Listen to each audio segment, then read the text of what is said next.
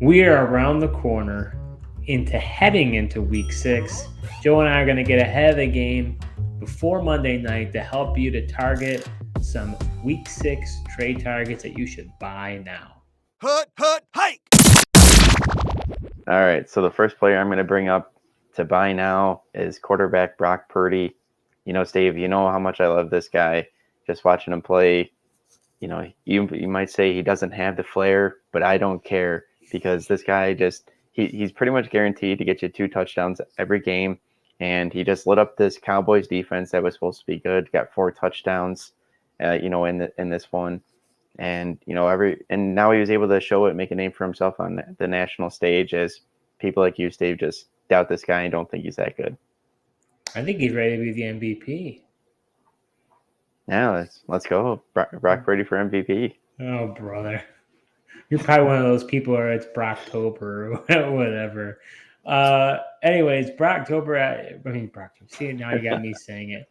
Hey, I didn't even say it. That's true. Brock Purdy ended up having 4 touchdowns. He did have a good game, although most of his players were wide open when they caught the ball. Because he throws with such anticipation, Steve. Yeah. Baloney. That's what you fail to realize. Baloney. So, interestingly enough, in one quarterback league, we're using the Draft Sharks trade value chart. He's sitting at a 14. That's behind the likes of Matthew Stafford at 16, Stroud at 17, who you talked about before as a buy now candidate last week. And how about even his the player he played against, Dak Prescott, at 28? Any of those guys you're trading, for Purdy? Yeah, I think at this point, if I could trade, somebody like Dak Prescott or the Deshaun Watsons of the world and get Brock Purdy in return, I would really do that. Okay, let me put you to the test a little bit harder then, because you're Brock Purdy love fest. Would you trade away Joe Burrow or Justin Fields for Brock Purdy? I think if you wanted to move off of Justin Fields, you probably could get a higher valued quarterback coming off of these last 2 weeks. So I don't know if that would make sense. Or get Brock Purdy. I'd try to go Brock Purdy plus if you were going for Brock Purdy with the Justin Fields. But as far as the other player you mentioned, Joe Burrow, I don't know.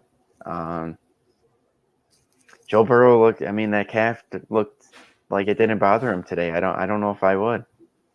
Interesting. For the record, I would not be acquiring Purdy.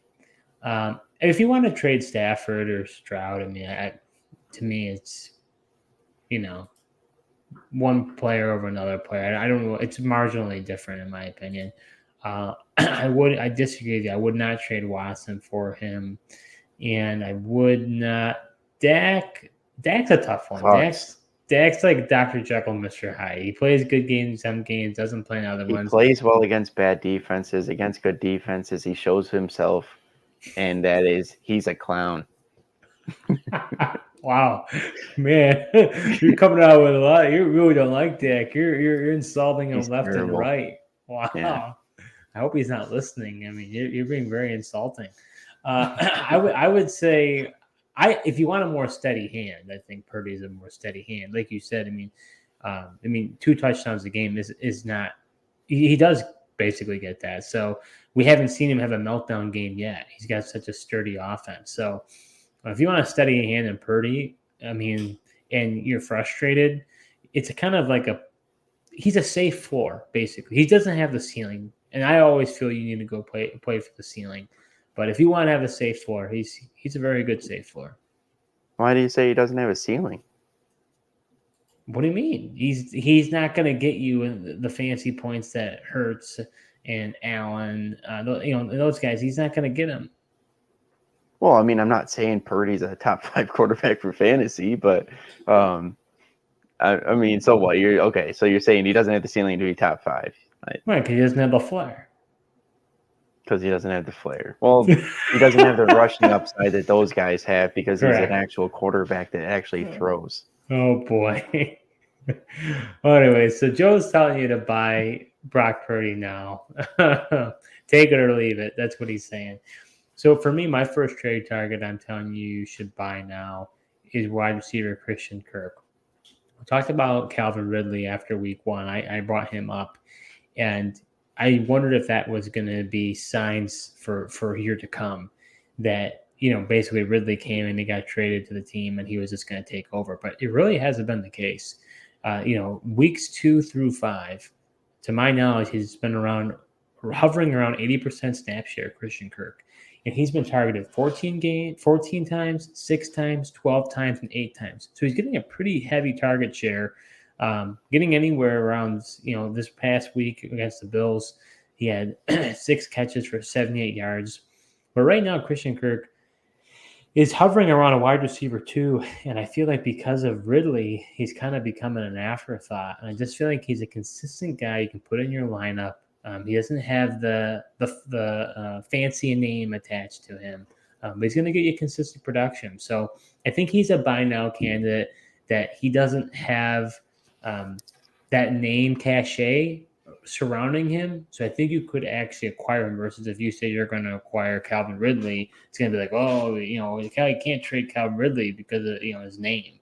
So I think Christian Kirk is a good buy now. Yeah, I definitely think so. After that first week, and he was kind of a non-factor. I know people were kind of concerned, but ever since then, he's reinserted himself back into the offense. Just playing that similar slot role that he had last year. Interesting. Like, you say that people wouldn't trade Ridley. I wonder if they might, besides the name factor, just because he's been. I know he had a good game against Buffalo, but like we talked about, that was largely due to him being able to pick on Kaiir Elam and man coverage. I wonder if the disappointments there, if you could get a Calvin Ridley, if people would be willing to trade him. But I think Kirk makes sense. I like what he's done, and seems like he's got back that slot role, like I said, from last year as well. So let's see who you'd be willing to trade for to be able to acquire Christian Kirk, I should say. Would you trade the likes of Amari Cooper, DK Metcalf, or Ayuk or Samuel? Not Ayuk, Metcalf, or Cooper, but I would Samuel. I think Ayuk is the wide receiver 1 in that offense. Samuel's a guy. See, that's another example. Rather have Ayuk than Samuel. Samuel's got the name value cachet. I think Ayuk's the better player. I'd rather have Kirk over Ridley. Again, I think Ridley's got the name cachet. Rather have Kirk. Yeah, I think the one difference is there, Ayuk has cemented himself to be that number 1 in the offense clearly, and he's clearly surpassed Deebo Samuel, where I think Ridley could still be considered the number 1 guy there. But he really hasn't shown, though. Other than the first week and this past week, he had a good week. But besides that, he really hasn't been that involved. Yeah, Kansas City game, he had some chances to get a touchdown, just couldn't get his feet in, but that's here nor there. Is there any other guys you'd mention for trade? Or? Well, I kind of like I definitely would have him over Michael Pittman. I definitely would have him over Tyler Lockett. Lockett, he should be a similar type of player as him, but for whatever reason, he just hasn't been as involved. I don't know why. Waddle guys like Waddle are really interesting because he's got a huge name cachet to him, but he really hasn't performed. It's really been the Tyreek Hill and now Devon Achane show.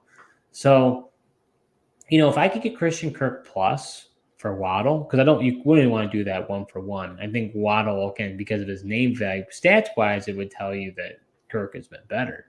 But, that would just be a bad trade. If someone's like, I'll trade you Waddle for Kirk, you should probably just be like, okay, whatever. Then it's like people are looking too much at recency bias. That's like people who would have said like, oh, I'll trade you, I'll trade you. I'm trying to think of a player. Like, I'll trade you Zay Flowers for Jamar Chase. Like, get out of here. You know what I mean? Like, I know Chase hasn't been good these past few weeks. And obviously he did what he did.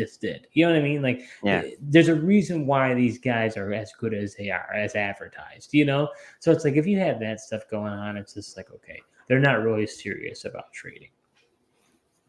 Yeah. But I mean, I guess Kirk and Waddle are closer than your Flowers and Chase example. Wow, Chase has been really bad. Before this week, he didn't even have a touchdown. This is week 5, and he had a touchdown for the first 4 weeks. Yeah, Chase has not been good.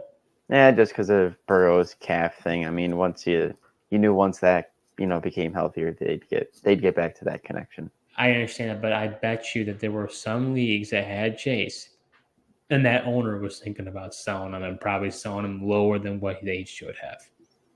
Yeah. Because if you have him, you might, and depending on how much you built around him, especially if it's a studs and duds approach, your record's probably pretty hurting, and you feel like you got to turn the ship around pretty quick. Yeah, definitely could see that. It could have been hard for people to hold on to that with those bad performances. So are you enjoying this video so far? Well, if you are, show your support to our new channel by hitting the subscribe button and liking this video. We'll be creating videos all NFL season long, so you're not going to want to miss what we have in store. So who do you got as your other trade target there, Joseph? Yeah, my other trade target's going to be wide receiver DJ Moore after his, big breakout game against the Commanders on Thursday night. He's put back-to-back really good games. Like some people thought it might have just been an anomaly taking advantage of the Broncos defense. He went for 8 for 131 and a touchdown in that one, then followed it up for 8 and 230 yards and 3 touchdowns. And he's had 9 and 10 targets respectively in those games. Now 200 over 200 yards and 3 touchdowns is you can't bank on that every week. But I think he's going to be continuation. I don't think these are outlier performances. He's got the Minnesota Vikings, the Raiders, and the Chargers coming up in the next 3 weeks. I think those next 3 weeks could be big games for DJ Moore as well. I'd be looking to acquire him. And a little bit after that, he's got the revenge game against his former team, the Panthers. And you never know what the revenge narrative, they'll end up doing pretty good. But when it comes to DJ Moore, he's hovered around 90% snap share throughout this entire season. And even before that, in week 3, he had 6 targets. In week 2, he had 7 targets. So he has, over time, it just appreciated, I think, in value. Hopefully, maybe you bought him when you did, because I think he is that engine's starting to hum a little bit. And like you said, he could be on a recent tear coming up these next few weeks. So this trade value chart may be a little outdated based on what he was able to do. But would you trade Calvin Ridley for him? Yeah, at this point, I would trade Calvin Ridley for DJ Moore just because, like we said, it's tough to say who is the number one on the Jags offense, right? Is it Christian Kirk or is it Calvin Ridley? You see other guys get utilized. They like to mix in Evan Ingram at the tight end position. This Bears offense is really running through DJ Moore right now, and him and Justin Fields just seem to have that connection. So I'd be willing to do that. How about Waddle? He's interesting. I know you said he has been disappointing, but it's just tough. He's on that high-powered offense. But I guess to that same point, I think I would. DJ Moore is the clear number one on the Bears offense. I think Waddle is just going to be more up and down. And Waddle really hasn't done very well. Scored his first touchdown this week, had not scored before. Heading into this, according to this, he was looking at wide receiver 58. So he has not performed very well. Yeah, I guess you would just hope that Waddle's name recognition would be enough to get more. At this point, like if you're looking at the stats, I don't know if you might have to do Waddle plus to get DJ Moore at this point. Interesting. It depends, I guess, on the value. How about Devonta Smith? Yeah, I'd rather have DJ Moore than Devonta Smith at this point. Like this Phillies offense, the Eagles offense just doesn't look the same as last year. Seems like Hurts is really focused on AJ Brown, and I really thought against the Rams was going to be a Devonta Smith game. just because, they play a heavy zone defense. And I heard when they play heavy zone defense, that's traditionally a Goddard and Devonta Smith game and not so much A.J. Brown. He's more of the man beater. Goddard was there, just Devonta Smith didn't get the looks. Okay, and lastly, how about Chris Olave? He was you've been talking about how the wide receiver second-year breakout. Yeah, I think we were talking about that a lot in the offseason. What about him? Yeah, I would definitely rather have DJ Moore at this point. That whole Saints offense, man, Derek Carr, I don't know if it's just because he's injured right now these past couple of weeks, but the plays down the field hasn't been there, and they seem to be spreading the ball, and Kamara's back, and they're running and throwing it with him. I know he caught a touchdown, but he just hasn't been getting those deep shots that I thought, and that's Shaheed has been getting those. So I'm just curious as to what his role is. Yeah, I think it's important. I just want to give you credit here because I think when people hear about the idea to buy DJ Moore, they're going to be like, well, of course you'd want to buy DJ Moore after he had over 200 yards and 3 touchdowns. Like, who's going to sell him? But I feel like some of the names I'm providing, you're saying you would trade him away for. I mean, these are high caliber players. These were players that were drafted probably in your second or third rounds in your redraft snake leagues. So when you're talking about trading them away, these are not like slouches that you're talking about trading away. So, it's not like, what I'm saying? Like, I think it's important to realize that, when you're trying to trade for a guy like DJ Moore, you hope that what you saw over the past 2 weeks, he sustains it. It's not a guarantee he will. Whoever drafted him was hoping that he would do that. But this Bears offense just corrected course recently. The team was in pretty rough shape before these past 2 weeks. Yeah, it seems like they figured something out. So, I mean, it's, you could have a DJ Moore owner looking to sell high off of the performances as well, where you can get a deal done, or you can get somebody that just doesn't believe he's going to continue to do it. So, trying to maximize that value as well. So, would you sell Devontae Adams for him? That would be tough. I think depending on who else you have in your roster, I think you could possibly do that. Might be a situation where you could be DJ Moore plus. I don't think it has to be a 1-to-1 in that scenario. Yeah, I mean, if I had Devontae Adams, can you get DJ Moore plus? I think that would be interesting, but I don't think I do that straight up though. Yeah, I would think for most of those players, I probably don't do the trade. I'm probably with you to the extent I probably would want to keep Devonta Smith and Devontae Adams, but I think the rest of the guys we talked about, I'd be okay trading away.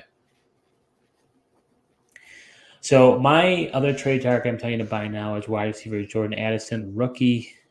He had a career high in targets with 9 targets, 6 catches for 64 yards and a touchdown against the Chiefs. And depending on your league mates and depending on how closely they watched all the football games, Justin Jefferson had a hamstring injury, forced him out of the game. Kevin O'Connell was asked about it, and we still do not know to the extent of that injury. And if it is a significant one, he could be out a few weeks. Remember, this Vikings team, I want to say, is 1-4. Without Justin Jefferson, this team could bottom out. And if that's the case, there won't be too much of a strong emphasis for him to come back on the field, especially because he's looking to get a long-term contract extension, probably breaking the bank and becoming the highest paid offensive player other than a quarterback. So, and he has some, choice words for Kirk's Cousins from time to time, as he's not very good at quarterback. So, if that's the case, there's going to be a lot of targets up for grabs, and we've already saw how Addison performed. I think he could continue to do well. So, he might be a sneaky buy option, depending on if your league mates are truly following what's going on with all the games. Yeah, I mean, he's definitely interesting. You mentioned the hamstring injury for Jefferson. That didn't happen until later in the game. And really, Addison did most of his work in the first half, honestly. That's when he got his touchdown, and he had, probably 40, 50 of his 60 yards that he ended up with in that first half while Jefferson was healthy. So that's just something to note. But I do think he's an interesting player to buy. He had been kind of so-so these past few weeks and then had this game. So I think he's definitely a player you could possibly acquire. But let's see some names that you'd be willing to give up for him, Steve. Would you trade, like a I'd probably definitely trade Jerry Jeudy. How about, somebody like Drake London, Nico Collins, maybe somebody like Jacoby Myers?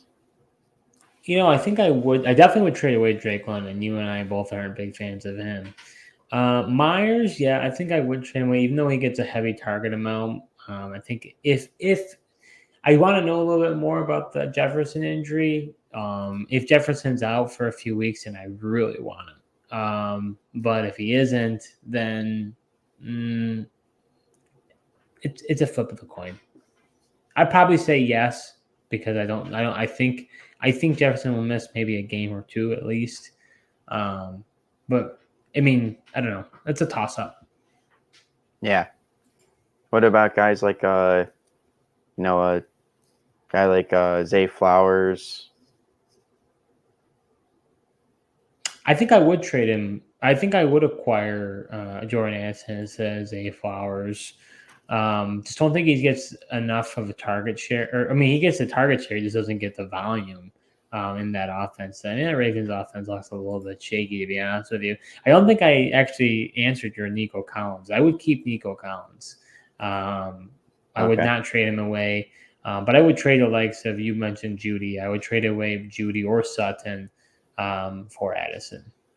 Yeah, I kind of knew about those guys. That's why I went a little higher on that sheet there, but I figured I knew your answer. Is there any other players you'd be willing to trade to acquire Addison? Or I definitely would trade away Garrett Wilson. The Jets offense is just not as good as it would have been with Aaron Rodgers. It's just disappointing, but I'd rather have Addison at this point. Probably Pittman as well. I'd probably be willing to trade away because I think I could get Jordan Addison plus. I really do, depending again how closely, or unless like the owner that has him is a Vikings fan or something. I think if they don't have like too strong of attachment to him, I know you have him in a few leagues and he got one target and got you a goose egg against Carolina. So, I don't think people are like absolutely loving him right now. So I think there is a window right now to possibly get him. Yeah, like I said, he definitely had a rough few game stretch there before this one. But I guess one thing to look out for with Addison is he seems to be performing better at home these days. If you do end up acquiring him. Yeah, that is interesting, Joe. He does play better at home, but he will be at Chicago next week, which Chicago is horrible. Still smash. He's got Chicago twice the rest of the way. He's got Vegas. He's got Denver. He does have some nice matchups down the road, which is positive for him. Yeah, with that in mind, now might be the time to acquire him while you still might be able to get him low, because if he puts back-to-back games together, that's just gonna jump up his value, and there's a good chance that he does smash against the Bears. Right, and reality was with DJ Moore, you probably should have got him the week before the Commanders. Now it's going to be even harder, but not to say it's impossible. Yeah, and even better, if you would have got him before that Broncos game, knowing how bad the Broncos defense is, you could have probably really got him for pennies. Oh yeah, and if you were watching any of the games, you and I talked about it during our start sits. That was clear as day. We knew that was coming right from kickoff. Yep. So that does it for our Week 6 trade targets. If you have any questions about who you should be trading for or whether you should accept a trade, go ahead and put in the comments below. We're happy to give you our advice. Thank you so much for watching, and until next time.